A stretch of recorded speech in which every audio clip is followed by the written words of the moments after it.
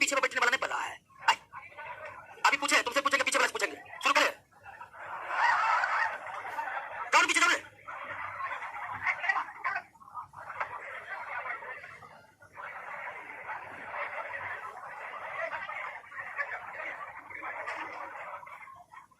चलिए बैठिए, इधर उनको दीजिए सीट।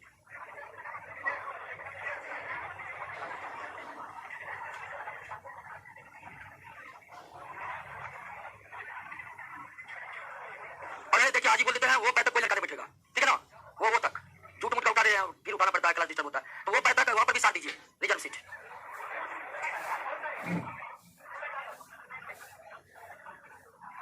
अरे उसको बैठा तब भाग गया।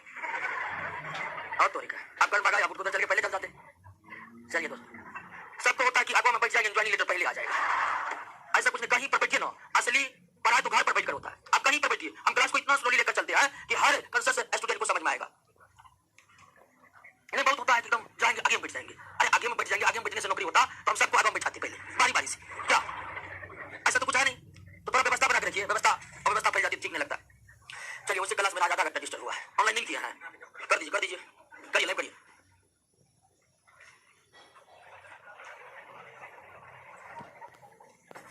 ओके तो कहाँ थे? तो आइए कहाँ पर थे बताइए थोड़ा। अच्छा मछली तो हो गया था। ओके चलिए ध्यान दीजिए दोस्तों, ध्यान दीजिए कि पोरीफेरा से हम जंतुओं को पढ़ना चालू किए थे, और पोरीफेरा सबसे कम विकसित जीवों का समूह है, सबसे कम विकसित। और पोरीफेरा से जीवों का विकास होना शुरू होता है और कोर्डेटा पर आकर के विकास चरम अवस्था पर पहुंचा हुआ है। यानी कि कोर्डेटा फाइलम के जीव इस पृथ्वी के सबसे विकसित जीव है, और कोर्डेटा फाइलम में ही मानव आते हैं। मानव वर्गीकरण के किस फाइलम के अंतर्गत है? कोर्डेटा में। उसके बाद कोर्डेटा को हम 3 सब फाइलम में डिवाइड किए थे, यूरोकोर्डेटा, सेफेलोकोर्डेटा और वर्टिब्रेटा। अब कोर्डेटा के 3 सब फाइलम में वर्टिब्रेटा सबसे ज्यादा विकसित है। और वर्टिब्रेटा में 3 खास विशेषताएं जो थी वो किसी और सब फाइलम में नहीं थी। कोर्डेटा के विकसित सेंसोरी ऑर्गन यानी कि ज्ञानेंद्रियां काफी ज्यादा डेवलप्ड थी वर्टिब्रेटा का। मस्तिष्क तो सभी कोर्डेटा में है, लेकिन वर्टिब्रेटा का एक ग्रेनियम के खोल में अति सुरक्षित था मस्तिष्क उसका। और तीसरा कि उसकी रीढ़ की हड्डी बहुत ज्यादा विकसित थी। और उस वर्टिब्रेटा के अंतर्गत कुल मिलाकर 5 क्लास है, और ये 5 क्लास अति महत्वपूर्ण है, क्योंकि दोस्तों हम जहां रहते हैं हमारे आसपास इसी 5 क्लास के जीव रहते हैं, इसी 5 क्लास के। इसका कौन है क्या? अब हम 5 क्लास में पीसेस क्लास को पढ़ चुके हैं ना, कोई दिक्कत नहीं रहा है। करो जितना करो, ये जवाब दीजिए प्रश्न का। मछलियों में अंतःकंकाल किसके बने होते हैं? बैठ जाइए। हड्डी के भी बने होते हैं और उपास्थि के बने होते हैं। कैसे काम चलेगा, इसे जवाब नहीं दीजिएगा तो। मछलियों के जो अंतःकंकाल थे वो हड्डी के भी बने होते थे, और किसी किसी मछली में कोई हड्डियां नहीं होती थी। उनके पूरे के पूरे अंतःकंकाल जो किसके बने थे? उपास्थि बने होते। मछलियों का हृदय कितने कक्ष का? 2 कक्ष का। आलिंद, एक निलय, और एक खास विशेषता मछलियों के हृदय की थी कि उनमें केवल और केवल अशुद्ध। कौन वास्तविक मछली है, कौन नहीं है, ये याद किए थे कि नहीं? तो ये प्रश्न पूछ चुके हैं काफी बार कि कौन वास्तविक मछली है और कौन वास्तविक मछली नहीं है। पढ़ा कीजिए, जवाब नहीं दीजिएगा तो आइए दूसरा क्लास पर आ जाए ना दोस्तों। हम तो ऐसे आते जाते रहते हैं, लेकिन सवाल है कि आप नहीं याद करिएगा तो आप कहां जाइएगा बताइए। अगला जो क्लास है वो है आपका एम्फीबिया। एकदम स्मूथ से समझने का प्रयास कीजिए। जल्दी समझना भी बड़ी घातक होता है, बहुत कुछ समझ में ही नहीं आता जल्दी समझ में। अब आपको क्लास एम्फीबिया के बारे में समझना है। और अगर क्लास एम्फीबिया को हम मछलियों के बाद पढ़ रहे हैं तो एक बात तो क्लियर है कि मछली से ज्यादा कौन विकसित होगा? कौन? एम्फीबिया। एम्फीबिया को हिंदी में उभयचर कहते हैं। क्या कहते हैं? उभयचर कहते हैं, उभयचर। और इसकी जो सबसे खास विशेषता है कि ये जल में रहने के लिए भी अनुकूलित है तथा स्थल पर भी रहने के लिए अनुकूलित है। यानी जल तथा स्थल दोनों स्थान पर निवास करते हैं, ठीक है? दोनों स्थान पर निवास करते हैं, तो एम्फीबिया की खास लक्षण है कि ये जल में भी निवास करते हैं और दोनों जगह पर ये पूर्ण रूप से अनुकूलित है निवास करने के लिए। और उभयचर अगर दोनों जगह रहने के लिए अनुकूलित है तो ये अनुकूलन इसमें कैसे पैदा हुआ दोस्तों? तो ये अनुकूलन पैदा जो हुआ है, तो जितने भी उभयचर होते हैं, जितने भी एम्फीबिया होते हैं, उनमें श्वसन कंप्लीट कराने के लिए गिल्स भी मौजूद रहता है और लंग्स भी मौजूद रहता है। यानी कि आप मछलियों में देखते थे श्वसन के लिए केवल क्या मौजूद है, लेकिन प्रत्येक एम्फीबिया के जीवों में 2 श्वसन अंग होते हैं, गिल्स भी होते हैं। और फेफड़ा स्थलीय श्वसन के लिए उपयुक्त है और गिल्स आप जान चुके हैं जलीय श्वसन के लिए उपयुक्त है। तो उभयचर जो है एम्फीबिया पर के जीव जो है दोनों जगह पर रहने के लिए अनुकूलित इसलिए है कि उनमें श्वसन अंग के रूप में गिल्स भी मौजूद है और उसमें श्वसन अंग के रूप में फेफड़ा भी मौजूद है। और दोनों के बारे में आप जानते हैं कि फेफड़ा स्थलीय श्वसन के लिए उपयुक्त है जबकि गिल्स जलीय श्वसन के लिए उपयुक्त है। अब यही नहीं दोस्तों, श्वसन तो दोनों से होता है, इसलिए दोनों जगह रहने के लिए अनुकूलित है। लेकिन एक और है कि इनमें श्वसन न सिर्फ गिल से होता है, लंग से होता है, बल्कि इसमें श्वसन दोस्तों नम त्वचा से भी होता है, ठीक है? नम त्वचा से भी होता है, लेकिन नम त्वचा से श्वसन कभी कभार ही होता है। जब मन तब कहिएगा कि मेरे त्वचा से श्वसन करना शुरू कर देगा, ऐसा नहीं है। तो उभयचर जितने भी एम्फीबिया वर्ग के जितने हैं उनमें श्वसन 3 तरह से होता है। जब वो जल में रहते हैं किससे श्वसन करते हैं, जब वो स्थल पर रहते हैं किससे श्वसन करते हैं, लेकिन नम त्वचा से वो कभी कभार करते हैं। लेकिन सवाल है कि कब करते हैं? तो इस इस मेढक में ग्रीष्म निष्क्रियता और शीत निष्क्रियता पाई जाती है। क्या पाई जाती है? ग्रीष्म एवं शीत निष्क्रियता पाई जाती है। आप देखे होंगे कि जब बहुत अधिक गर्मी फैली रहती है हमारे वातावरण में, आपको एक भी मेढक अपने आसपास दिखाई पड़ता है? कहां गया सारा मेढक? आखिर गया किधर? वो दोस्तों चला गया जमीन के अंदर जाकर निष्क्रिय अवस्था में चला जाता है। अत्यधिक गर्मी में, अत्यधिक ठंड में जितने भी उभयचर प्राणी हैं, सब मिट्टी के तली के भीतर, भीगे मिट्टी के तली के भीतर, काटकर नदी तालाब झाड़ियों के किनारे के मिट्टी के भीतर एकदम निष्क्रिय अवस्था में चले जाते हैं। और जब ये उभयचर प्राणी निष्क्रिय अवस्था में चले जाते हैं तो ना भोजन करते हैं, ठीक है, ना उत्सर्जन करते हैं, और सिर्फ श्वसन करते हैं। और किस से श्वसन करते हैं?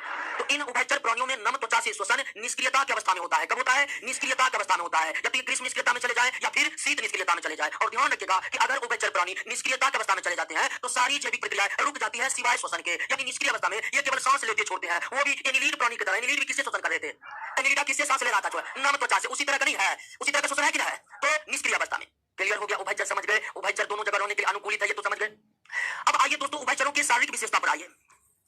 ठीक है, उभयचर के शारीरिक विशेषता पर आइए। उभयचर की पहली शारीरिक विशेषता है कि इनके त्वचा, ठीक है, इनके जो त्वचा होते हैं, इनके त्वचा जो होते हैं दोस्तों ग्रंथिमय होते हैं। क्या होते हैं? ग्रंथिमय होते हैं। ग्रंथिमय होते हैं, ठीक है। आप इससे पहले मछलियों की त्वचा के बारे में पढ़े थे। मछली की त्वचा में कोई ग्रंथियां मौजूद नहीं थी। त्वचा सल्कों से ढका हुआ था। किससे ढका हुआ था? सल्कों से ढका हुआ था। अर्थात मछलियों की त्वचा रूखे सूखे होते थे। लेकिन वैसा त्वचा एम्फीबिया के नहीं होते हैं, क्योंकि एम्फीबिया की त्वचा में ग्रंथियां पाई जाती है और उन ग्रंथियों से तैलीय पदार्थ लगातार निकलते रहते हैं, ठीक है, जिसके कारण त्वचा कोमल होते हैं। इसके त्वचा क्या होते हैं? कोमल होते हैं। इसके त्वचा क्या होते हैं दोस्तों? कोमल होते हैं। मेढक को पकड़िए, अपनी सर के भाग हो जाएगा। जो त्वचा में ऑयली पदार्थ लगातार निकलते रहते हैं, ऑयली पदार्थ लगातार निकलते रहते हैं। तो मछलियों की त्वचा रूखे सूखे, लेकिन एम्फीबिया की त्वचा क्या होते हैं? क्या एम्फीबिया पर के त्वचा भी रूखे सूखे होते हैं? नहीं दोस्तों, इनके त्वचा रूखे सूखे नहीं होते हैं। अर्थात एम्फीबिया की त्वचा पर कोई सल्क नहीं पाए जाते हैं। एम्फीबिया की त्वचा में ग्रंथियां पाई जाती है, जिन ग्रंथियों से लगातार तैलीय पदार्थ बाहर निकलते रहते हैं, जिससे त्वचा बिल्कुल स्मूथ बना रहता है दोस्तों, स्मूथ बना रहता है। क्लियर हो गया? पहली विशेषता समझ गए। उसके बाद अगली विशेषता, ठीक है, एम्फीबिया में दो जोड़े पाद होते हैं, जिसको अंग्रेजी में क्या कहते हैं? लिम्स कहते हैं। दो जोड़े पाद पाए जाते हैं। और इसकी विशेषता होती है कि इनके फोर लिम्स आप समझ रहे हैं ना? अगला जोड़ा पैर में 4 उंगली होती है, ठीक है। अगला जोड़ा पैर में 4 उंगली होती है, 4 दूनी 8। लेकिन पिछले जोड़े पैर में यानी क्या? हिंड लिम्ब में कितना उंगली होता है? 5 उंगली होता है। मेढक में 2 जोड़े टांग होते हैं, जिसको अंग्रेजी में लिम्स या पाद कहते हैं दोस्तों। और इसके टांगों की विशेषता है कि अगले दोनों टांग में कितनी उंगलियां? 4 उंगलियां। पिछले टांगों में कितना उंगलियां? 5 उंगलियां। पहले उंगली का बता रहे, पूछा हुआ सवाल इसलिए बता रहे दोस्तों, ठीक है। तो शारीरिक विशेषता में 2 बात याद रखना है कि त्वचा क्या होते हैं? ग्रंथिमय होते हैं। त्वचा क्या होते हैं? ग्रंथिमय होते हैं, अर्थात सल्कों से ढका नहीं होता है, जिसके कारण इसके त्वचा स्मूथ होते हैं। दूसरी विशेषता याद रखना कि इसमें क्या पाए जाते हैं? 2 जोड़े पैर पाए जाते हैं। और 2 जोड़े पैरों की विशेषता समझे कि नहीं? फोर लिम्स में कितना? 4 उंगली, हिंड लिम्स में कितना? और उंगलियों के बारे में इतना जानना इसलिए जरूरी है कि आप जब जाइएगा, आप जब मछली पढ़ते तो कोई पैर सब था नहीं था। आप इसके आगे रेप्टिलिया पर जाएगा, वहां भी पैर मिलेगा, कुछ का है पक्षी का पैर, और उसके बाद सीधा हम मेमलिया पर आएंगे। इसकी पैर की विशेषता मछली और रेप्टिलिया से बिल्कुल भी नहीं, इसलिए इसको याद रखना बहुत जरूरी है। अगली बात पर आते हैं। ये 2 सारी विशेषताओं को आप समझ गए। अगली सारी विशेषताओं पर ध्यान दीजिए। अगली सारी विशेषता यह है दोस्तों कि इनके जो हृदय है, इनके हृदय 3 कक्षीय होते हैं। क्या होते हैं? 3 कक्षीय होते हैं, जिसमें आलिंद, जिसको ऑरिकल कहते हैं, आलिंद की संख्या 2 और निलय की संख्या 1 होता है। और इनके हृदय में शुद्ध रक्त और अशुद्ध रक्त दोनों भरे होते हैं। हृदय में शुद्ध और अशुद्ध रक्त दोनों भरे होते हैं, ठीक है। इनके हृदय में मछलियों की तरह केवल अशुद्ध रक्त नहीं भरे होते हैं, बल्कि शुद्ध अशुद्ध रक्त दोनों भरे होते हैं। तो मछली का हृदय कितने कक्ष का? 2 कक्ष का, 3 कक्ष मछली का। और सॉरी, पूछने में गलती हो गया। मछली का हृदय 2 कक्ष का, और मेढक का हृदय, मेढक यानी उभयचर का हृदय कितने कक्ष का? 3 कक्ष का। 3 कक्ष में 2 आलिंद और 1 मछली का हृदय 2 कक्ष का, जिसमें 1 आलिंद था और 1 आलिंद था और 1 निलय था। अब आइए दोस्तों अगली विशेषता कि इनका अंतःकंकाल मछली का अंतःकंकाल का कॉन्सेप्ट क्लियर? वो अस्थि का भी बनाता और उपास्थि का भी बनाता, अस्थि का भी बनाता। और इनका अंतःकंकाल केवल अस्थि का बना है। इनका अंतःकंकाल केवल अस्थि का बना है। इसका अंतःकंकाल केवल अस्थि का बना हुआ है। किसका बना हुआ दोस्तों? अस्थि का ही बना हुआ है। यानी इनके अंतःकंकाल में आपको मछलियों की तरह उपास्थि मिलने की संभावना। अब आगे जितने भी क्लास में जाएंगे दोस्तों, सबका इंडोस्केलेटन बोन से, यानी कि हड्डी से, यानी कि अस्थि से बना मिलेगा। एक मछली अपवाद है जिनमें आपको, यानी कि वर्टिब्रेटा फाइलम में एक मछली क्लासी है, अर्थात पीसेस क्लासी है, जिनके जीवों में, अर्थात मछलियों में कुछ का अंतःकंकाल हड्डी है और कुछ में हड्डियां बिल्कुल भी नहीं है। पूरी तरह से अंतःकंकाल किसका बना है? उपास्थि का बना है। किसका बना है? उपास्थि का बना है। तो 2 4 शारीरिक विशेषताओं को एकदम याद रखना है दोस्तों। अब आइए दोस्तों, यह, ठीक है, यह भी अनियत तापी जीव है। क्या है? अनियत तापी। अनियत तापी क्या कहते हैं अंग्रेजी में? कोल्ड ब्लडेड कहते हैं। मछली भी दोस्तों क्या था? अनियत तापी। मछली भी क्या था? तो यह भी अनियत तापी जीव है। यह भी क्या है? अनियत तापी जीव है। यह भी क्या दोस्तों? अनियत तापी जीव है, कोल्ड ब्लडेड जीव। और कोल्ड ब्लडेड जीव का मतलब क्या समझे ना?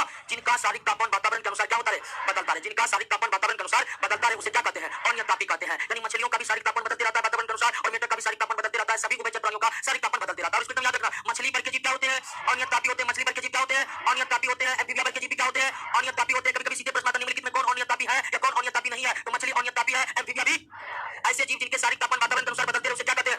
अनियत तापी जीव को ठंडी गर्मी, यानी कि वातावरण के परिवर्तनों का ज्यादा असर झेलना नहीं पड़ता, उन्हें ठंड गर्म से ज्यादा लगता नहीं है दोस्तों। यानी जितने ठंडी गर्मी से अनियत तापी जीव प्रभावित होते हैं, इन सबको उतना कुछ भी कोई प्रभाव नहीं पड़ता। अब आइए दोस्तों कि इनकी एक और खास विशेषता की मछली से भिन्न होते हैं। दोस्तों आप सभी प्राणी में मेल और फीमेल अलग अलग होते हैं, ये बात तो जान ही रहे हैं कि कोटेटा प्राणी जितने भी हैं सारे के सारे यूनिसेक्सुअल है, मेल अलग बॉडी में, फीमेल अलग बॉडी में। लेकिन इस एम्फीबिया वर्ग के जीव है दोस्तों, इस एम्फीबिया वर्ग के जीवों में मेल और फीमेल के बीच जो फर्टिलाइजेशन की, यानी मेल गैमीट और फीमेल गैमीट के बीच जो फर्टिलाइजेशन होता है, वो शरीर के भीतर नहीं होकर क्या होता है, बाहर पानी में होता है। ठीक है, वो भी बाहर स्थल पर होना संभव नहीं होता। बाहर कौन होता है दोस्तों? मछलियों में भी मेल फीमेल अलग था, लेकिन उनमें भी फर्टिलाइजेशन फीमेल बॉडी के भीतर हुआ था। मछलियों में भी मछली का फर्टिलाइजेशन आंतरिक था, फीमेल बॉडी के भीतर होता था। लेकिन यहाँ पर दोस्तों मेल और फीमेल का गैमीट समझ रहे हैं ना, मेल के गैमीट को स्पर्म कहते हैं, फीमेल के गैमीट को ओवा कहते हैं। यानी स्पर्म और ओवा का मिलन फीमेल बॉडी के भीतर नहीं बल्कि बाहर होता है। यानी कि एम्फीबिया वर्ग के जीवों में निषेचन बाहर में होते हैं, शरीर के भीतर नहीं होते हैं। और बाहर वो भी कहाँ होते हैं? पानी में होते हैं। वो भी बरसात के समय होते हैं। बरसात के समय में मेढक की टकराहट को सुने हैं? हाँ, मेढक की टकराहट जो होती है केवल किस मेढक की होती है? नर मादा, नर मेढक की होती है। ठीक है, टकराने वाले जितने भी मेढक होते हैं सब मेल होते हैं, फीमेल टकराहट उत्पन्न नहीं करते हैं। फीमेल जितने भी मेढक होते हैं सब में आवाज निकालने वाला वोकल कोड पाया ही नहीं जाता है। ठीक है, केवल कौन मेढक टकराते हैं? नर मेढक टकराते हैं। मादा मेढक में वोकल कोड का क्या होता है? अभाव होता है, जिसके कारण वो किसी भी तरह का कोई आवाज निकाले। और मेढक का जो मेल मेढक का जो टकराव है तो वास्तव में वो दोस्तों फर्टिलाइजेशन की पुकार होती है। और बरसात के समय फर्टिलाइजेशन होता है। और एक और विशेषता जो मछलियों से भी है, फर्टिलाइजेशन के बीच बाद दोस्तों जाइगोट बनता है, भ्रूण बनता है, अंतिम में दोस्तों क्या बनता है? एक बनता है। लेकिन एक के बाद डायरेक्ट बच्चे नहीं, एक लार्वा अवस्था पाई जाती है। क्या बता? लार्वा के बाद क्या होते हैं? मछली में डायरेक्ट अंडा से मछली निकल गया था, लेकिन एम्फीबिया में अंडा से डायरेक्ट एम्फीबिया जीव नहीं निकलते हैं। पहले क्या होता है? एक लार्वा अवस्था पाई जाती है। और एम्फीबिया वर्ग के जीव के लार्वा को टेडपोल कहा जाता है। क्या कहा जाता है? टेडपोल कहा जाता है। ठीक है, एम्फीबिया के लार्वा को क्या कहा जाता है? या मेढक के लार्वा को हम क्या कहेंगे? टेडपोल कहेंगे। क्या कहेंगे दोस्तों? टेडपोल कहेंगे। अब ध्यान दीजिए दोस्तों कि एक और विशेषता है कि प्रत्येक एम्फीबिया वर्ग के जीवों में मलाशय, ठीक है, मूत्राशय यानी कि यूरिनरी ब्लैडर, रेक्टम और जनन नली, इन तीनों का काम एक ही अंग करता है। यानी कि एम्फीबिया वर्ग के जीवों में एक ही अंग है जो मलाशय का भी काम करता है, मूत्राशय का भी काम करता है और जनन नली का भी काम करता है। और इस अंग का नाम है दोस्तों क्लोएका। क्या नाम है? क्लोएका। इस अंग का क्या नाम है? ये मछलियों में नहीं थे, ये मेढक में पाए जाते हैं। तो मेढक में एक खास अंग होता है क्लोएका। क्लोएका मलाशय का भी काम करता है, मूत्राशय का भी काम करता है और जनन नली का भी काम करता है। यानी कि तीन अंग, अलग अलग अंग की जगह केवल एक अंग है। कौन? क्लोएका। तीन अलग अलग अंगों की जगह केवल एक अंग है। क्या? क्लोएका। क्लियर? बात समझ गए? कोई दिक्कत नहीं। तो एम्फीबिया में बस इतना याद हो गया, समझिए दोस्तों आप टॉपर हैं। देखिए क्या क्या। आइए दोस्तों एक बात पुनः रिवीजन करते हैं। उभयचर में वे जीव आते हैं जो जल स्थल दोनों जगह पर आते हैं। चल क्या हुआ? अच्छा, मोबाइल के बिना आदमी को 2 घंटा भी नहीं बन सकता है क्या? हाँ, चलता नहीं। आप तो ज्यादा टेंशन मोबाइल से, क्या मैसेज होने का मैसेज कोई दूसरा न पढ़ ली। ठीक है, एक आदमी को हम देख 4 लोग लगा के रखता है। कहिए इतना तो मुझे समझ में लगाता होगा।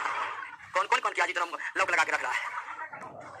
आइए दोस्तों, हमारा तो क्या है दोस्तों कि जब तक नौकरी ना मोबाइल, खास करके एंड्रॉइड मोबाइल स्मार्टफोन जिसको कहते हैं, इसको हटाइए दीजिए। नोकिया 1110 खरीद लीजिए। ठीक है, हाँ, उसमें जो है पर सेकंड वाला जो पैसा करता है 1 सेकंड 1.5 पैसा, वो वाला रिचार्ज करके रखिए।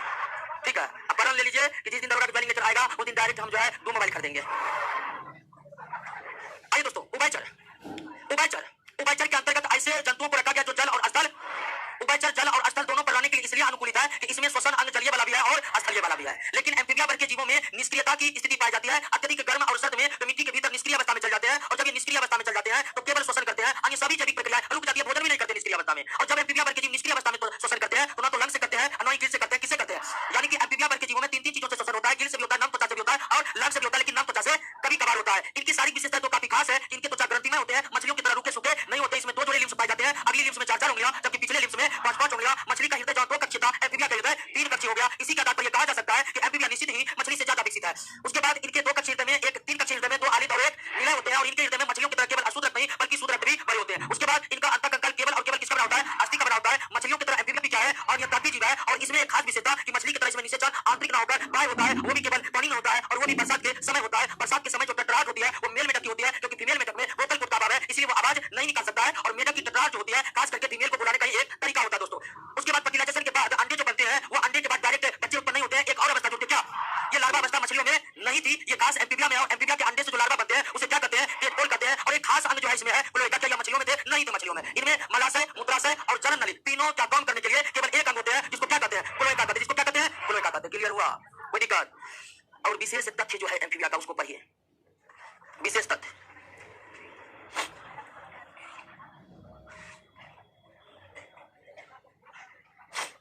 कमेंट में देखते हैं, बात सब चलेगा। पूछिएगा कि कुछ बोलिएगा। हमारे लिए तो वरदान है एंड्रॉइड फोन। आज पूरा ऑनलाइन वाला मोबाइल के बारे में कमेंट कर रहा है। चलिए, जितना बात बोले ना मोबाइल के बारे में, नीचे में लिखिएगा आपका ऑनलाइन स्टूडेंट। क्या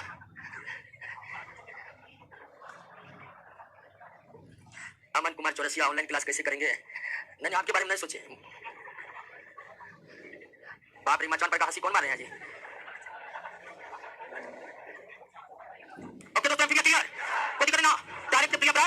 क्या हाइला हाइला मेढक की तरह ही दिखता है, लेकिन वृक्ष पर रहता है, नीचे नहीं उतरता है जल्दी, ठीक है। अब उसको फर्टिलाइजेशन करना तो नहीं पड़ेगा, लेकिन लेकिन हाइला मेढक जो है वो वृक्ष पर ही रहने के लिए अनुकूलित है, यानी वो वृक्ष अनुकूलित वृक्ष पर रहना पसंद करते, तो हाइला को क्या कहा जाता है? वृक्ष मेढक कहा जाता है। हाइला क्या कहता है? वृक्ष मेढक कहा जाता है। कोई दिक्कत इसमें? और कोई दिक्कत नहीं ना? हाइला वृक्ष मेढक है क्योंकि वो वृक्ष पर रहते हैं। तो क्लियर हो गया दोस्तों? मछली का होता है जहाँ दो कक्षी होता है वही एम्फीबिया का होता है तीन कक्षी। मछली का त्वचा जहाँ रूखे सूखे एम्फीबिया त्वचा ग्रंथि में थे, यानी एकदम कोमल स्मूथ ऑयली। उसके बाद एक और जहाँ मछली में केवल गिल्स थे, एम्फीबिया में गिल्स और लंग्स दोनों है। लेकिन एम्फीबिया में श्वसन कितने तरह से? तीन तरह से। एम्फीबिया में तो चेत श्वसन कब होता है? कभी कभार होता है, या आप कह सकते हैं निष्क्रिय अवस्था में। क्या जब एम्फीबिया वर्ग के जीव निष्क्रिय अवस्था में चले जाते हैं तो वो भोजन करते हैं? नहीं, सारी जैविक प्रक्रिया बंद हो जाते हैं सिवाय किसके? श्वसन के। वो भी श्वसन मूल अंकुश नहीं बल्कि एनिलीड प्राणी की तरह होता है। कैसे होता है? नम त्वचा होता है। एम्फीबिया वर्ग के जीव में क्लोएका किन किन अंगों की तरह काम करते हैं? मलाशय, मूत्राशय और जनन नली, तीनों का काम कौन अंग के द्वारा होता है? क्लोएका के द्वारा। एम्फीबिया में क्या लार्वा अवस्था पाए जाते हैं?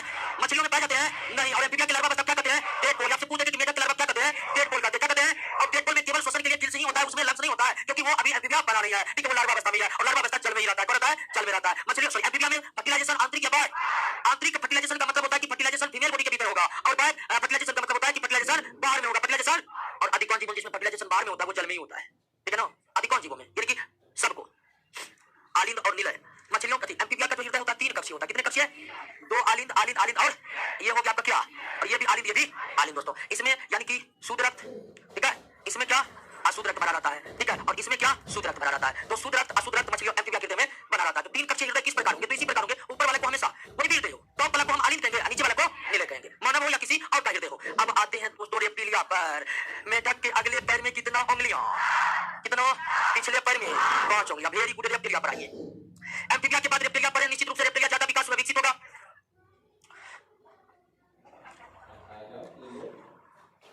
आलिंद निलय का, आलिंद को ऑरिकल कहते हैं और निलय को क्या कहते हैं? वेंट्रिकल। रेप्टिलिया पर आइए दोस्तों। रेप्टिलिया के भीतर रेंगने वाले जीव को रखा गया है। रेंगने वाले जीव को, ठीक है। रेंगने वाले जीव को, रेंगने वाले जीव को क्या कहते हैं? रेप्टिलिया कहते हैं। रेप्टिलिया कहते हैं, ठीक है। रेप्टिलिया पर के जीव जो है वो रेंगने वाले हैं, वो रेंगते हैं, ठीक है। उसके बाद इनमें कई जीवों में पैर होते नहीं है, जिसमें पैर होते भी है तो वो उन पैरों से दौड़ते नहीं बल्कि क्या करते हैं? रेंगते ही है। जैसे टॉर्टोइल कछुआ को देखें ना, उसके तो पैर है लेकिन उन पैर से दोस्तों वो क्या करते हैं? रेंगते ही है, ठीक है। तो पैर की उपस्थिति रेप्टिलिया में हो या पैर की उपस्थिति ना हो, वो रेंगने की प्रवृत्ति रखता है और इसीलिए रेंगने वाले जीव होने के कारण इसका नाम भी क्या पड़ा है? रेप्टिलिया का शाब्दिक अर्थ भी होता है कैसे जीव।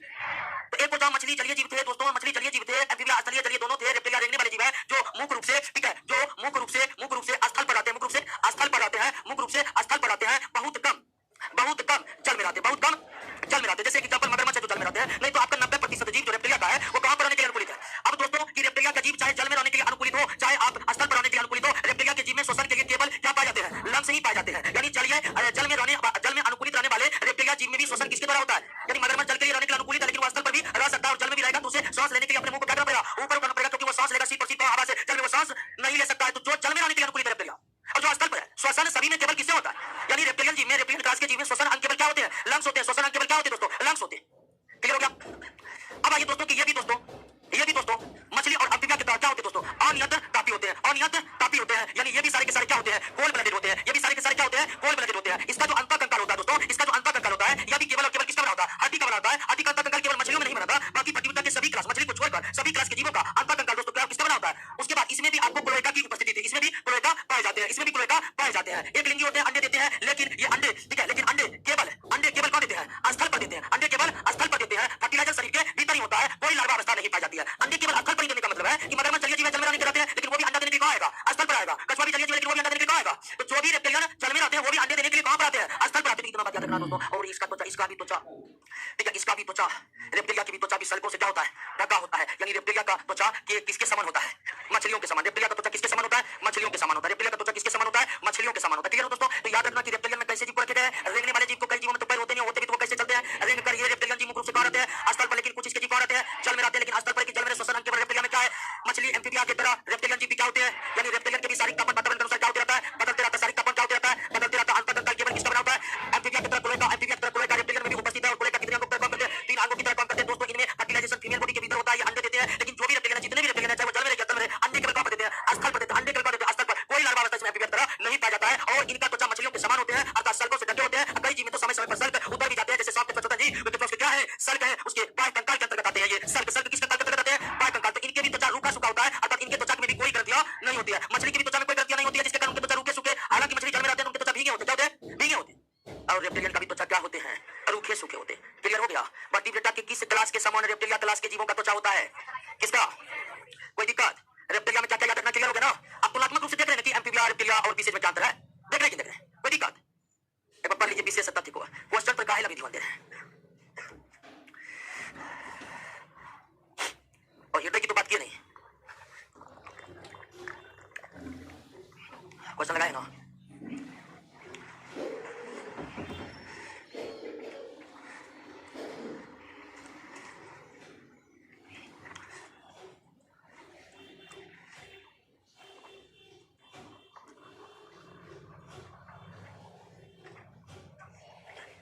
क्लियर? कोई दिक्कत नहीं ना? STD of reptilia. एक मेढक हमेशा चापाकल में रहता है, वो किसका उदाहरण है? चापाकल में रहता है। चापाकल में रहने वाला मेढक चापाकल मेढक होगा। चापाकल मेढक कैसे रहेगा? हो सकता है कोई चापाकल बहुत दिन तक ना चला हो तो मेढक कुआं समझकर प्रवेश कर गया हो, ये हो सकता है। नहीं तो चापाकल अगर पूरी तरह से सक्रिय है तो उसमें मेढक पाए जाने की संभावना कम होगा। क्लियर? कोई दिक्कत?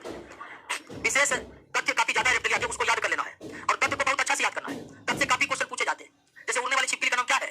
टेरेको है। क्या है? सबसे विशेष सांप कौन होता है? करेक्ट। इसका वैज्ञानिक नाम बंगिरस है। कौन सा सांप घोंसला बनाता है? King cobra. उसके अलावा कोई भी सांप घोंसला, एकदम कब्जा सिस्टम चलता है सांपों में, ठीक है। और कब्जा के लिए वो ऐसा नहीं कि हर बार सफल भी रहता है, कभी कभार मारे भी जाते हैं। कोई दिक्कत दोस्तों? ये क्लोएका नामक खास अंग देखिए। अब क्लोएका केवल एम्फीबिया में है कि रेप्टिलिया में? क्लोएका केवल एम्फीबिया में है या रेप्टिलिया में है? मतलब दोनों में है, ये हम बता रहे, मतलब और किसी में हम ये बता रहे। मछली में नहीं है। और अगला क्लास हम पढ़ने वाले हैं कौन? एबीज। Abies class. और एबीज क्लास में सभी पक्षियों को यानी बर्ड्स को रखा गया है। एबीज क्लास किसका क्लास है दोस्तों? पक्षियों का क्लास है। एबीज क्लास किसका क्लास है? और जब पक्षी की बात होगी तो इसमें कोई कंफ्यूजन होगा जी? नहीं होगा। पक्षी किसे कहते हैं? जो उड़ते हैं हवा में, उसे क्या कहते हैं? पक्षी कहते हैं। और भी कई विशेषताएं, लेकिन पक्षियों में एक खास गुण है। पक्षियों में खास गुण है कि वे हवा में उड़ सकते हैं और जमीन पर तेज दौड़ सकते हैं। पक्षी हवा में उड़ भी सकते हैं और अपने पैरों की मदद से जमीन पर दौड़ भी सकते हैं। तो इस पक्षियों की अब तक की सबसे बड़ी शारीरिक विशेषता यही है कि ये उड़ने के लिए पूरी तरह से, ये हवा में उड़ने के लिए पूरी तरह से है अनुकूलित है। जिस तरह मछली जल में रहने के लिए पूरी तरह से अनुकूलित था, उस तरह पक्षियों का शरीर हवा में उड़ने के लिए पूरी तरह से अनुकूलित था। अब इस हवा में उड़ने के लिए किस प्रकार से अनुकूलित होते हैं दोस्तों? तो पक्षियों के शरीर में हर वो व्यवस्था बनाई गई है। पक्षियों के शरीर में हर वो व्यवस्था बनाई गई है दोस्तों, कि ताकि उसे उड़ने में कोई दिक्कत ना हो, उसे उड़ने में कोई दिक्कत ना हो। तो आप अब ये समझिए कि पक्षी जो उड़ने के लिए अनुकूलित होती है, पक्षी जो उड़ने के लिए अनुकूलित होती है, ये उड़ने का अनुकूलन इसमें आता कौन से है? इसमें उड़ने का अनुकूलन आखिर आता कौन से? वो समझिए कैसे आता है। सबसे पहले इसका जो फोर लिम्ब है, क्या है? फोर लिम्ब यानी क्या? अग्रपाद। वह कुछ ही समय बाद बदल जाता किसमें? पंख। एम्फीबिया में फोर लिम्ब, हिंड लिम्ब, दो दूनी चार था ना जी। पक्षी में पैर कितने होते हैं? केवल कितने होते हैं? तो शुरुआत में कितने रहते हैं? चार। लेकिन अगला दोनों पैर यानी कि फोर लिम्ब किसमें परिवर्तित हो जाते हैं? तो पक्षियों में जो वो पैर, पक्षियों में जो वो पंख पाए जाते हैं, पक्षियों में जो पंख पाए जाते हैं, पक्षियों का पंख किसका रूपांतरण है? अग्रपाद का रूपांतरण है। पक्षियों का पंख किसका रूपांतरण है? तो पक्षियों में अनुकूलन, पक्षियों में अनुकूलन पैदा, पक्षियों में हवा में उड़ने का अनुकूलन पैदा होने का सबसे बड़ा कारण है कि इसके जो फोर लिम्ब होते हैं दोस्तों, इसके जो फोर लिम्ब होते हैं वो किसमें रूपांतरित हो जाते हैं? पंखों में रूपांतरित हो जाते हैं। इसके फोर लिम्ब होते हैं वो किसमें रूपांतरित हो जाते हैं? उसके बाद अगला कि शरीर परों से, परों को इंग्लिश में फीदर्स कहते हैं। परों से ढका रहता है, परों से ढका रहता है, जिसके कारण इसके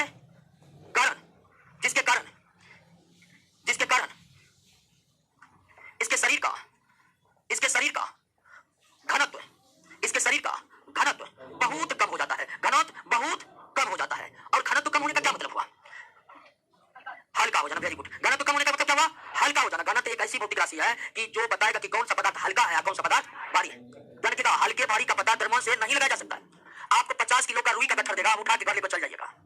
आपको 50 केजी का रुई का गट्ठर देते रुई का, तो आप उसको उठा लीजिएगा। वही 50 किलो लोहा दे देंगे तो उसके बाद आप 4 को फोन करिएगा, सोनू मनु सब आ जाओ जी। दोनों है 50 किलो, दोनों है, लेकिन एक आपको भारी लगेगा खूब लोहा, लेकिन एक आपको क्या लगेगा? हल्का। कारण यहाँ पर क्या है? कारण डेंसिटी है। लोहा का घनत्व रुई के घनत्व से काफी ज्यादा है, जिसके कारण लोहा समान द्रव्यमान का लोहा समान द्रव्यमान के रुई से कई गुना ज्यादा क्या होते हैं? भारी होते हैं। तो शरीर फरों से जो ढका रहता है, तो शरीर फरों से ढकने के कारण आयतन बढ़ जाता है, वॉल्यूम बढ़ जाता है। वॉल्यूम बढ़ना तो वो बढ़ जाता है। आयतन बढ़ जाएगा तो निश्चित तौर पर घनत्व क्या होगा? घट जाएगा। घनत्व घट जाएगा। शरीर हल्का, और हल्का शरीर उड़ने के लिए अनुकूलन पैदा करेगा। तो उड़ने का अनुकूलन पहले कैसे पैदा होता है कि अग्रपाद पंखों में रूपांतरित हो जाते हैं। उड़ने का दूसरा अनुकूलन है कि शरीर फरों से ढके होने के कारण उसका घनत्व बहुत कम हो जाता है, जिससे शरीर कम भारी होते हैं और उड़ने के लिए ठीक रहता है, कम भारी शरीर। उसके बाद इसकी हड्डी स्पॉन्जी होती है। हड्डी स्पॉन्जी फॉर्म देखिए, रुई फॉर्म ठीक है जी। उसमें क्या होता है? हवा भर जाते हैं, फूल जाता है, दवाई हवा निकल जाएगा, क्या होगा? दब जाएगा। इसके हड्डी के भीतर भी हवा भरे रहते हैं। इसके हड्डी के पक्षियों के हड्डी के भीतर भी क्या होते हैं दोस्तों? हवा भरे रहते हैं, हवा भरे रहते हैं। और हड्डियों के भीतर हवा भरे रहने के कारण, हड्डियों के भीतर हवा भरे रहने के कारण इसके हड्डी भी बहुत हल्के हो जाते हैं। और हड्डी बहुत हल्के हो जाते हैं तो निश्चित रूप से शरीर भी क्या होगा? हल्का होगा। तो पक्षियों की हड्डी की भी एक अलग व्यवस्था है कि हड्डी के भी भीतर कोई असली मजा नामक चीज नहीं होती है, बल्कि उसके अंदर क्या भरे रहते हैं? हवा भरे रहते हैं। और हड्डियों के भीतर हवा छोटे छोटे पैकेटों में बंद रहते हैं, जिसको वायु कोष कहते हैं, एयर सैक कहते हैं। क्या कहते हैं? वायु कोष कहते हैं, एयर सैक कहते हैं। और हड्डियों के भीतर की जो वायु कोष, एयर सैक यानी हवा का भंडार है, उसका प्रयोग जब पक्षी काफी अधिक ऊंचाई पर उड़ती है ना, तो उसको श्वसन में कभी बाधा नहीं पड़ता है। आप देखोगे कि बहुत ज्यादा ऊंचाई पर मानव जाएगा उल्टियां होने लगेगी, क्योंकि बहुत अधिक ऊंचाई पर ऑक्सीजन क्या होने लगता है? घटने लगता है। लेकिन उतनी ऊंचाई पर कई पक्षी आपको बड़ी आसानी से उड़ते नजर आएंगे। आखिर ये कैसे संपन्न होता है दोस्तों? ये उसकी हड्डी की खास विशेषता कि उसमें क्या भरे रहते हैं? वायु कोष। और ऐसा नहीं कि वायु कोष पक्षियों में केवल हड्डियों में ही भरे होते हैं, यानी उसके फेफड़ों में भी अतिरिक्त वायु कोष होते हैं, जिससे वो ऊंचाई पर उड़ते समय उस हवा से ऑक्सीजन का इस्तेमाल करते हैं। तो ये हुआ उड़ने के लिए तीसरे अनुकूल। अगला है कि हर पक्षी में जो ओवरी है, यानी कि किसी भी जीव में जो अंडाशय है, ओवरी है, उसकी संख्या एक जोड़ा है। कोई भी जीव में अगर उसमें अंडाशय है तो कितना है? एक जोड़ा। लेकिन फीमेल पक्षी में केवल एक अंडाशय ही क्रियाशील रहता है, क्रियाशील रहता है। दूसरा अंडा से जो एकदम क्रियाशील रहता ही नहीं है, तो धीरे धीरे जैसे जैसे पक्षी वयस्क होते जाता है, वो अंडा से दोस्तों छोटे होते जाते हैं। उसके बाद वो क्या हो जाते हैं? लुप्त हो जाते हैं। उसके बाद वो क्या होते हैं? लुप्त हो जाते हैं। ऐसे ही हमारे शरीर में ग्रंथि है, थाइमस ग्रंथि। बच्चे में ग्रंथि छोटा, वयस्क में बड़ा, बुढ़ापे में लुप्त हो जाती है। किधर गया ग्रंथि पता नहीं चलेगा। वही है पक्षियों का दो अंडा से में जो एक अंडा से है वयस्क होने के क्रम में, दो में से एक अंडा से क्या होता है? छोटा छोटा छोटा छोटा आदमी क्या होता है? यानी पक्षियों में केवल एक अंडा से क्रियाशील रहने का मतलब दो अंडा से केवल कितना? एक ही होते हैं। अब दो रहता, दो अंडा से रहता तब शरीर भारी होता, एक अंडा से है तब शरीर भारी है। क्लियर हो गया? तो एक अनुकूलन इस तरह भी पैदा हुआ कि दो अंडा से पक्षियों कितना है। अभी हम ये समझने का प्रयास करेंगे पक्षी जो आसानी से हवा में उड़ लेती है, आखिर इसमें अनुकूलन कैसे प्रकृति ने भरा है हवा में उड़ने के लिए। तो पहला अनुकूलन है कि अग्रपाद किसमें बदल जाता है? पंखों में बदल जाता है। अग्रपाद किसमें बदल जाता है? पंखों में बदल जाता है। और पंख नहीं रहेगा वो तो सबसे बड़ा अनुकूलन है उड़ने के लिए। दूसरा, शरीर पैरों से ढका रहता है। हड्डियां क्या होती है दोस्तों? अस्पंजी होती है। दो अंडा से केवल एक अंडा से होता है। और मलाशय मूत्राशय की जगह, मलाशय एवं मूत्राशय का काम की जगह केवल एक अंग ही आते हैं। हालांकि आप एम्फीबिया में गए थे, तुम्हारा तीन काम करने के लिए एक अंग था, लेकिन ये क्लोएका नहीं है पक्षी का। लेकिन पक्षी में मलाशय मूत्राशय अलग अलग अंग होते तो निश्चित रूप से उसका शरीर का कुछ वजन ज्यादा नहीं हो जाता दोस्तों, ज्यादा हो जाता। लेकिन उन दोनों की जगह केवल एक अंग पाए जाते हैं, यानी कि पक्षियों के शरीर के एक ही थैली में मल भी जमा होता है और मूत्र भी जमा होता है। दोनों का यह एक साथ परित्याग करता है। पक्षी मल और मूत्र का एक साथ परित्याग करते हैं, क्योंकि दोनों के लिए अलग अलग अंग नहीं है। पक्षियों में केवल एक ही अंग है, और ऐसा इसलिए कि ताकि इनके शरीर का वजन हल्का हो सके और ये उड़ने के लिए क्या हो सके? अनुकूलित हो सके। उड़ने के लिए हल्का होना बहुत जरूरी है। शुतुरमुर्ग देख लीजिए, पक्षी होकर भी मानव से भी ज्यादा भारी होता है, नहीं उड़ पाता है। तो देख रहे हैं कैसे कैसे अनुकूलन पैदा हुआ है। इसमें कोई दिक्कत है? तो पक्षी में अग्रपाद किसमें रूपांतरित हो जाते हैं? पक्षियों का शरीर किससे ढका होता है? पक्षियों की हड्डी कैसी होती है? पक्षी में दो अंडा से कितने अंडा से? हालांकि रहते हैं दो, लेकिन एक क्रियाशील रहते हैं, दूसरे निष्क्रिय होने के कारण क्या हो जाते हैं? लुप्त हो जाते हैं, समाप्त हो जाते हैं। मलाशय मूत्राशय की जगह एक ही अंग होते हैं। और उसके बाद आपको बताने की जरूरत नहीं है कि मेल और फीमेल अलग होते हैं, क्योंकि हम कोरिडेटा पढ़े हैं। उसके बाद फर्टिलाइजेशन शरीर के भीतर होता है, अंडे देते हैं, कोई लार्वा बचता नहीं, अंडा से डायरेक्ट बच्चा। क्लियर? और कुछ बताने का जरूरत है? कुछ विशेष पक्षी के बारे में तथ्य में दिया हुआ है, उसको देखिए। जनन अंग अलग होता है दोस्तों। पक्षियों का जनन अंग क्या होता है? अलग होता है, यानी क्लोएका पक्षियों में नहीं होता है। एक कमेंट कर रहा है प्रेमेंद्र शर्मा, क्या हम कह सकते हैं कि पक्षी में मूत्राशय अनुपस्थित रहता है? नहीं, ये नहीं कह सकते। हम ये कह सकते हैं, हास्य नहीं, क्वेश्चन पूछा, अच्छा क्वेश्चन है। हम ये कह सकते हैं कि मलाशय मूत्राशय का काम एक ही अंग के द्वारा होता है, और जो एक अंग है ये मलाशय भी है, और ये तो ये कहना कतई उचित नहीं होगा कि मूत्राशय का पक्षियों में अभाव होता है। हाँ, क्या आप चोंच के बारे में पता नहीं? जबड़े जो है चोंच में परिवर्तित हो जाते हैं, ठीक है ना? पक्षी की जो चोंच है वास्तव में किसका रूपांतरण है? जबड़े का रूपांतरण है। किसका? जबड़े का। नहीं, बहुत अच्छा प्रश्न भूल गए थे। पक्षी के अब कहिएगा कि जबड़े चोंच बन गया तो दांत किधर गया? तो पक्षियों में दांत नहीं पाए जाते, पक्षियों में दांत नहीं पाए जाते। हालांकि वैज्ञानिकों ने एक ऐसे पक्षी का जीवाश्म खोजा है जिसके चोंच में दांत थे, और उस पक्षी का नाम आर्कियोप्टेरिक्स था। हालांकि वो पक्षी मानव के पृथ्वी पर उद्भव होने से पहले ही क्या हो चुके थे? विलुप्त हो चुके थे। तो आर्कियोप्टेरिक्स, जिन पक्षी के बारे में वैज्ञानिकों को जीवाश्म मिला है और उनके जीवाश्म का जब अध्ययन हुआ तो आर्कियोप्टेरिक्स ऐसे पक्षी निकले जिसके चोंच में क्या थे? दांत थे। और ऐसा माना जाता है कि पहली बार पक्षियों का उद्भव आर्कियोप्टेरिक्स के रूप में ही पृथ्वी पर रहा होगा, ऐसा अनुमान है, जिसको हम क्रम विकास जब पढ़ेंगे ना तब उसमें पढ़ेंगे और डिटेल से। तो पक्षी के चोंच जबड़े का रूपांतर है, और उन जबड़ों में कोई दांत नहीं होते हैं, अर्थात पक्षियों के चोंच में कोई दो दांत नहीं होते। क्लियर? और कोई प्रश्न?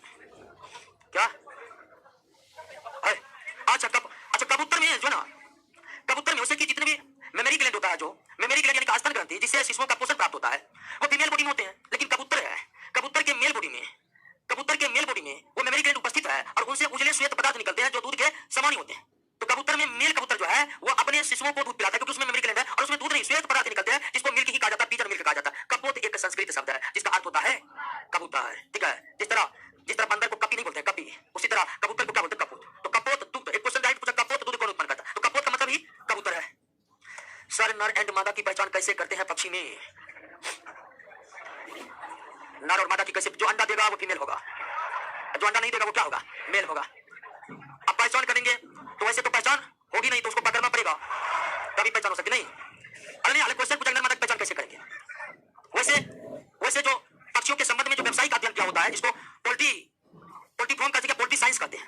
पक्षियों को जब हम व्यावसायिक दृष्टिकोण से पालते हैं तो तब पक्षियों का अध्ययन, वैसे पक्षियों का वैज्ञानिक अध्ययन ऑर्निथोलॉजी कहलाता है, लेकिन पक्षियों का व्यावसायिक अध्ययन जो है वो पोल्ट्री साइंस कहलाता है। और पोल्ट्री साइंस का एक चैप्टर ये भी है कि आप मेल फीमेल को कैसे पहचानेंगे, ठीक है। उसके बाद जो मछलियों का होता है, मछलियों की वैज्ञानिक अध्ययन इक्थियोलॉजी कहलाता है, लेकिन मछलियों का जब हम व्यावसायिक अध्ययन करते हैं, जैसे आप एग्रीकल्चर यूनिवर्सिटी में जब आप एग्रीकल्चर यूनिवर्सिटी होते हैं ना, तो उसमें यही होता है, पोल्ट्री साइंस होता है। उसके बाद मछलियों का व्यावसायिक अध्ययन को क्या कहते हैं? पीसी कल्चर कहते हैं। पीसी कल्चर का अध्ययन अंतर्गत जो होते हैं, तो उसमें एक चैप्टर ये भी है कि आप मछली को कैसे पहचानेंगे कि ये नर है ये, तो पक्षियों के संदर्भ में कैसे पहचानेंगे निश्चित है, उसके लिए पोल्ट्री साइंस आपको पढ़ना पड़ेगा।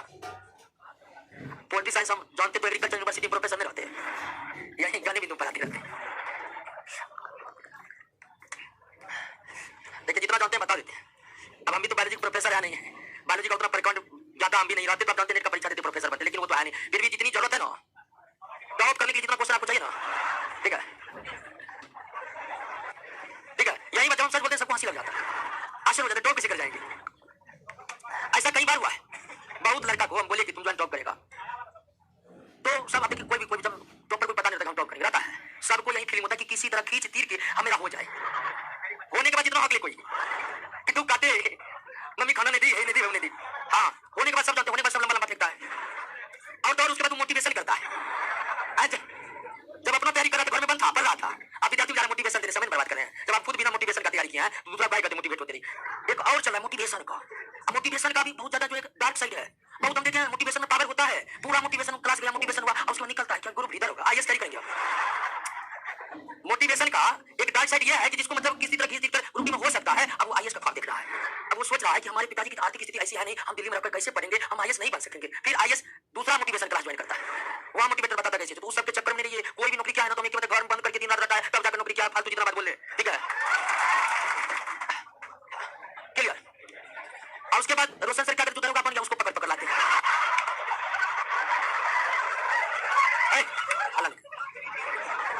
मेरा बना है कहीं कि वो तो दरोगा बना है, हम बोले तब वो बना है क्या, अब वो क्या बोलेगा, वो तो किसी तरह की स्थिति हो गया तो हो गया, तो किसी के चक्कर में नहीं रहना है। हाँ बहुत जो है ना, बहुत भटकाएगा किताब के नाम पर। अच्छा पोल्ट्री पढ़े हैं, देखो पोल्ट्री पढ़े, याद नहीं, कौन किताब पढ़े हैं, लूसेंट से कैसे याद होगा, उसे याद नहीं होता। किताब के नाम पर भटकाओ तो कोई चीज नहीं बदलना, मेरे नोट के अलावे कोई और चीज नहीं पढ़ना है। बहुत लगता है आपके नोट के अलावे कुछ और भी पढ़ना है, अरे कुछ और के लिए समय बचेगा तब तुम पढ़ेगा, समय नहीं बचेगा आपका, कुछ और पढ़ेगा। आइए दोस्तों, आइए मेमेलिया स्तनधारी। चलिए दोस्तों, यहीं पर यानी कि हमारी नहीं एनिमल किंगडम की यात्रा यहीं पर खत्म होगी। यानी कि जंतुओं की दुनिया, पौधों की दुनिया तो देखे थे थैलोफाइटा से लेकर के एंजियोस्पर्म तक विस्तार था, लेकिन इस पृथ्वी पर पौधों से ज्यादा विविधताएं जंतुओं में पाई जाती है। संख्या निश्चित तौर पर इस पृथ्वी पर पौधों की ज्यादा है, जंतुओं का बहुत है, लेकिन विविधताएं पौधे में कम है, जंतु में। आप पौधों के मात्र कितने फाइलम पड़े थे, और पोरीफेरा से लेकर कोर्डेटा एनिमल किंगडम में कितने फाइलम हो गए? गनिए 15 नहीं होंगे, 15 तो क्लास लगाकर है। अच्छा तो 10 है पोरीफेरा से लेकर कोर्डेटा तक कितने फाइलम थे? अच्छा जो भी है, अच्छा गानी लेते हैं, पोरीफेरा, सिलिकेटा, Platyhelminthes, Aschelminthes, Annelida, Arthropoda, Mollusca, Echinodermata, Protochordata और 10 फाइलम। कहां पौधे के क्षेत्र में 5 फाइलम थे और जंतुओं के क्षेत्र में 10। तो अगर आपसे पूछे कि इस पृथ्वी पर ज्यादा विविधता पौधे में है या जंतु में है, तो जंतु में है, अर्थात पौधे से ज्यादा जातियां इस पृथ्वी पर जंतुओं की है। आइए दोस्तों, स्तनधारी, और ये लास्ट क्लास है आपको। और एनिमलिया किंगडम का जो क्लासिफिकेशन है, यहीं पर जाकर क्या हो जाता है, यानी पृथ्वी पर इससे विकसित जीव अभी तक नहीं पाए गए हैं दोस्तों। यानी मेमेलिया ही इस पृथ्वी का सबसे विकसित जीव है। मानव कोरिडेटा फाइलम के, वर्टिब्रेटा सब फाइलम के मेमेलिया क्लास के जीव है। गंगे की नहीं, मानव कोरिडेटा फाइलम के, वर्टिब्रेटा सब फाइलम के तथा मेमेलिया क्लास के जीव है। मानव किस क्लास के जीव है? मानव किस सब फाइलम के है? मानव किस फाइलम के है? कोरिडेटा किस फाइलम के है? किस सब फाइलम के मानव है? किस क्लास में है? कोई दिक्कत नहीं ना। अब मेमेलिया की खास पहचान, ठीक है, मेमेलिया के खास पहचान, ठीक है, हम किन जीवों को मेमेलिया कहेंगे? तो मेमेलिया की कुछ खास ऐसे शारीरिक विशेषताएं हैं जो अन्य कोरिडेटा फाइलम के किसी भी जीव में नहीं है। वो है तो केवल किसमें? पहला कि शरीर पर बाल पाए जाते हैं। अगर कोई भी जीव जिसके शरीर पर बाल है 100% वो जीव क्या है? मेमेलिया है। पहला लक्षण मेमेलिया का। दूसरा, शरीर पर बाल पाए जाते हैं, बाएं कान उपस्थित रहते हैं। अभी तक किन्हीं जीवों के शरीर के बाहर में कौन था? आप पक्षी के बारे में पढ़ चुके हैं, Aves class, reptilia class, amphibia class, उसके बाद बीसेज क्लास और फिर पोरीफेरा से हेमिकोडेटा तक किसी भी जीवों के शरीर के बाहरी भाग में कण नहीं पाए जाते और वो केवल और केवल मेमेलिया क्लास में होते हैं, यानी कोर्डेटा के अन्य किसी सबफाइलम अन्य किसी क्लास में नहीं होते, केवल और केवल मेमेलिया में होते हैं। तो शरीर पर अगर बाल है तो 100% वो क्या है? मेमेलिया है। अपवाद है कुछ, जैसे वेल मछली नहीं है, वो क्या है, लेकिन उनके शरीर पर बाल नहीं पाए जाते, यानी इसके कुछ अपवाद हैं। बाय कौन उपस्थित रहते हैं, जिसके भी शरीर में बाय कौन होगा वो स्तनधारी होगा। उसके बाद फीमेल बॉडी में मेमेरी ग्लैंड पाए जाते हैं, स्तन ग्रंथियां पाई जाती है। ये भी केवल किसकी विशेषता है? केवल किसकी विशेषता है? यानी मेमेरी ग्लैंड की उपस्थिति भी केवल किसमें है? मेमेलिया में। लेकिन ये फीमेल बॉडी में होते हैं। मेल बॉडी में जो होते हैं मेमेरी ग्लैंड वो निष्क्रिय हो जाते हैं, ठीक है। मेमेलिया वर्ग के जीवों में मेमेरी ग्लैंड जो है दोनों बॉडी में रहते हैं, मेल में भी रहते हैं और लेकिन मेल बॉडी का निष्क्रिय रहते हैं और फीमेल बॉडी का सक्रिय रहते हैं। ठीक उसी तरह जैसे बच्चों के दो अंडाशय में होते हैं, तो मेमेरी ग्लैंड की अगर उपस्थिति को देखिएगा दोस्तों तो मेमेरी ग्लैंड मेल बॉडी में भी रहता है लेकिन वो निष्क्रिय पड़े रहते हैं। उसके बाद चौथी विशेषता डायफ्राम की उपस्थिति। किसकी उपस्थिति? डायफ्राम की उपस्थिति। डायफ्राम एक मांसल संरचना है। डायफ्राम क्या है? डायफ्राम जो दोस्तों है एक मांसल संरचना है। डायफ्राम क्या दोस्तों? मांसल संरचना है। जैसे हम लोग भी मेमेलिया है तो हम लोगों के शरीर में भी क्या है? डायफ्राम। हम लोगों के शरीर में भी क्या है? डायफ्राम है। तो डायफ्राम शरीर को दो हिस्से में, डायफ्राम एक ऐसी मांसल संरचना है जो शरीर को कितने हिस्से में बांटती है? दो हिस्से में बांटती है। शरीर को कितने हिस्से में? दो हिस्से बांटती है। ऊपर वाले हिस्से को आप आम बोलचाल की भाषा में क्या कहते हैं? छाती। नीचे वाले हिस्से को अंग्रेजी में इसको कहा जाता है थोरेसिस। थोरेसिस कैविटी, यानी कि वक्ष गुहा। इसको क्या कहते हैं? वक्ष गुहा। और पेट को इसको क्या कहते हैं? Abdominal cavity. क्या कहते हैं दोस्तों? Abdominal cavity. एब्डोमिनल कैविटी यानी कि उदर गुहा। क्या कहते हैं? उदर गुहा। तो ये जो डायफ्राम नामक मांसल संरचना है जो शरीर को दो स्पष्ट हिस्सों में बांट देती है, ये डायफ्राम नामक जो मांसल संरचना है जो शरीर को दो स्पष्ट भागों में बांट देती है, यह केवल और केवल किसमें पाया जाता है? तो मेमेलिया की ये खास पहचान है। चौथा, पांचवा, यह सीधे बच्चे को जन्म देते हैं। सीधे बच्चे को जन्म देते हैं। कुछ अपवाद है लेकिन कोई भी मेमेलिया अंडे नहीं देते हैं। अपवादों को छोड़कर सभी मेमेलिया सीधे बच्चे को जन्म देते हैं। और पूरे एनिमल किंगडम में डायरेक्ट विकसित बच्चे को जन्म देने वाला केवल और केवल कौन है? मेमेलिया है। केवल और केवल कौन है? तो मेमेलिया की खास 5 लक्षण आप देख रहे हैं ना। शरीर पर बाल पाए जाते हैं तो वो मेमेलिया है। बाय कौन की उपस्थिति है तो मेमेलिया है। फीमेल बॉडी मेमेरी ग्लैंड उपस्थित है तो मेमेलिया है। डायफ्राम की उपस्थिति 100% मेमेलिया है। सीधे बच्चे को पैदा करते हैं मेमेलिया। तो ये खास पहचान है। अब बाकी मेमेलिया तो पूर्ण विकसित जीव है। आपसे पूछेगा मेमेलिया का शरीर कितने स्तर का होता है? कितने स्तर का? 3 स्तर का। 3 स्तरीय शरीर परिवार प्लेटी एलिमेंट्री तक विकसित हो गया था। ये तो दोस्तों कोटेटा है, उसका भी चरम अवस्था है मेमेलिया। तो 3 स्तरीय शरीर होता है। पक्षी, ठीक है, एबीज क्लास, ठीक है, एबीज क्लास और मेमेलिया क्लास। एबीज क्लास और मेमेलिया क्लास। एबीज क्लास और मेमेलिया क्लास दोनों जो होते हैं दोस्तों वार्म ब्लडेड होते हैं। क्या होते हैं? वार्म ब्लडेड होते हैं, यानी क्या होते हैं? नियत तापी होते हैं। क्या होते हैं? नियत तापी होते हैं, यानी इसका शारीरिक तापमान वातावरण के अनुसार बदलता नहीं है। जैसे मानव को देख लीजिए, ठंडी हो या गर्मी शरीर का टेम्परेचर नियत बना रहता है, कांस्टेंट बना रहता है। कितना? तो जितने भी पक्षी है, जितने भी मेमेलिया वर्ग के जीव है सब क्या होते हैं? नियत तापी होते हैं। सब क्या होते हैं दोस्तों? नियत तापी होते हैं। जबकि मछली वर्ग के जीव, मछली, एम्फीबिया और रेप्टिलिया सब क्या था? तो मछली, रेप्टिलिया और एम्फीबिया और नियत तापी होते हैं। पक्षी और मेमेलिया दोनों में श्वसन के लिए फेफड़े पाए जाते हैं। क्या पाए जाते हैं? दोनों का हृदय 4 कक्षीय होता है। पक्षी का भी हृदय 4 कक्षीय, मेमेलिया का भी हृदय। तो पक्षी मेमेलिया दोनों ही नियत तापी होते हैं। पक्षी मेमेलिया दोनों के शरीर में केवल फेफड़ों से श्वसन होता है। पक्षी मेमेलिया दोनों के हृदय 4 कक्षीय होते हैं। दोनों के हृदय 4 कक्षीय होते हैं, लेकिन पक्षी अंडे देते हैं, मेमेलिया डायरेक्ट बच्चे को जन्म देते हैं। लेकिन पुनः मेमेलिया को चमगादड़ आएगा दोस्तों मेमेलिया में।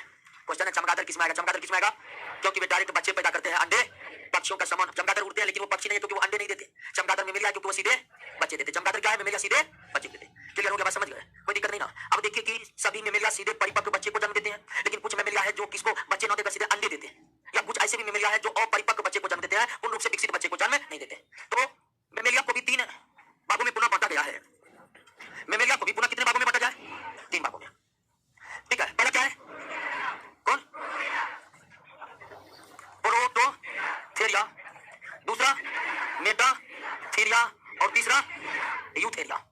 प्रोटोथेरिया अंडे देने वाले, मेटाथेरिया अपरिपक्व बच्चे, जैसे कंगारू मेटाथेरिया है और परिपक्व बच्चे को जन्म देते हैं। जो मेटाथेरिया है उसमें मार्सुपियल थैली पाई जाती है जिसमें वे अपने अपरिपक्व बच्चे को कुछ समय तक रखते हैं जब तक वो पूरी तरह से परिपक्व न हो जाए।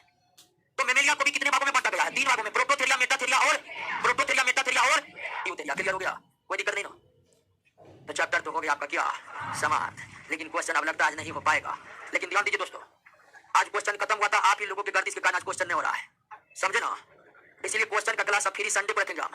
अगला क्लास में हम सीधे कौन नंबर पर जाएंगे? 6 नंबर पर। क्लियर है ना? क्वेश्चन किस दिन करवाएंगे?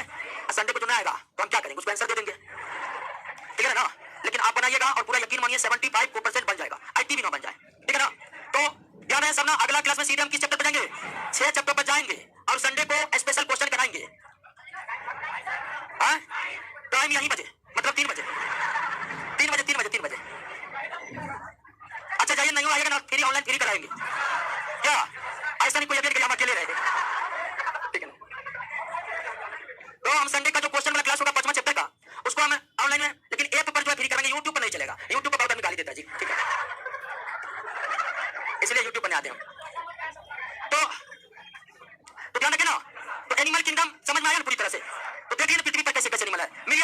दोस्तों।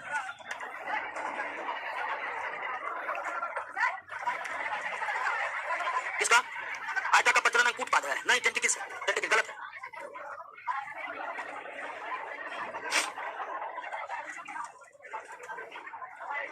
नहीं, संडे को टेस्ट नहीं होगा, क्वेश्चन करवाएंगे।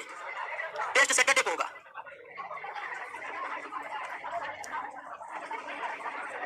बालू किसमें आएगा? बालू में मेरियम आएगा।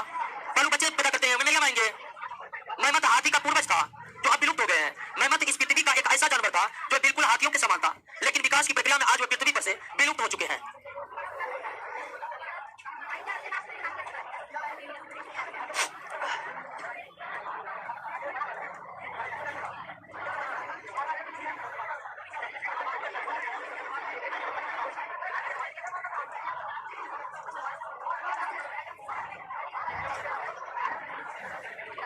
चलिए बंद कीजिए।